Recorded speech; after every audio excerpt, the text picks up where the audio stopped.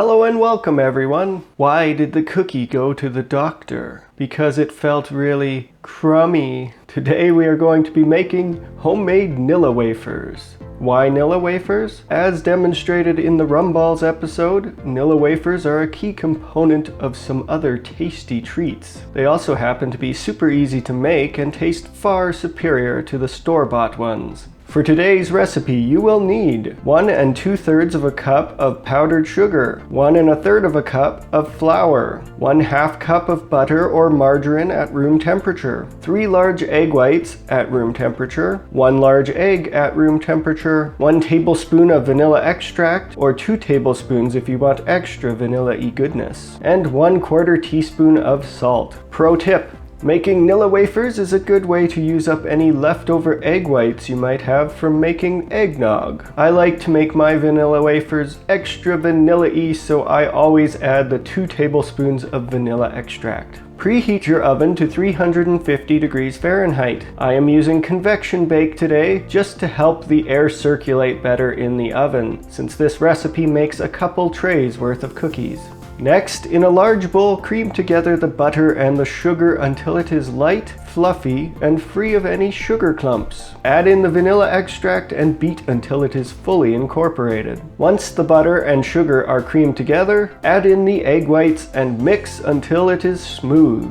Don't be too worried if the mixture separates and curdles. It will all come together once we add the flour. Now add in the whole egg and beat until everything is fully incorporated and fluffy. In a bowl, combine the flour and the salt and mix them together.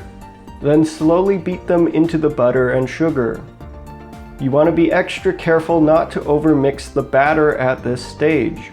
Once the flour is incorporated, transfer the batter to a piping bag with a medium or large pastry tip. If you don't have a pastry bag, then you can just use a Ziploc bag with a corner cut off. Since most of the time I use these Nilla wafers as components for other baked goods, I don't fuss too much about getting them all perfectly even in appearance and size. Smaller cookies will brown faster, however, and the cookies will spread out, so be sure to leave about an inch gap between them, otherwise you will end up with them merging together. If you're having trouble keeping your parchment from lifting, put a little bit of batter under each of the 4 corners to adhere it to the pan. Once the cookies are all piped, bake them in the oven for 15 to 20 minutes, or until all of the edges are nice and brown. If you're not using a convection oven, be sure to swap your trays around halfway through.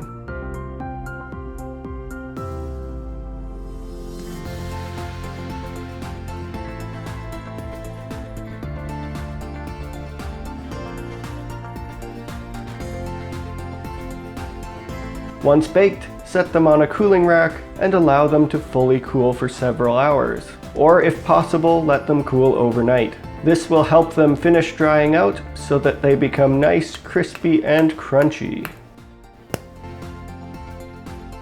There you have it, the homemade Nilla wafers. These Nilla wafers can be used as a 1-to-1 replacement in any recipe requiring ground up or crushed Nilla wafers. They also make an excellent substitute for graham cracker crumbs in a cheesecake crust. Now, if you like crispy, crunchy cookies, then these are excellent either on their own, with a bit of lemon icing drizzled over them, or with some chocolate frosting. If you liked this video, then be sure to check out how you can turn these Nilla wafers into tasty rum balls. Also, don't forget to like and subscribe to the channel so you don't miss any future episodes. Thank you very much for watching. I will see you in the next video.